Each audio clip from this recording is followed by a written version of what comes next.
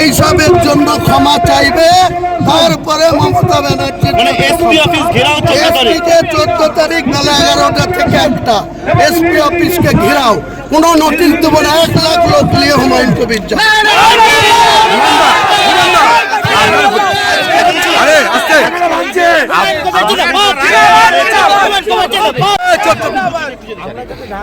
আজকের কর্মসূচি 2 ঘন্টা কোরআন তেলাওয়াত করে, তারপরে বাবরি মসজিদের মেন ফটকের যে বেশ ঢালাই সেটা দিয়ে শুরু হবে।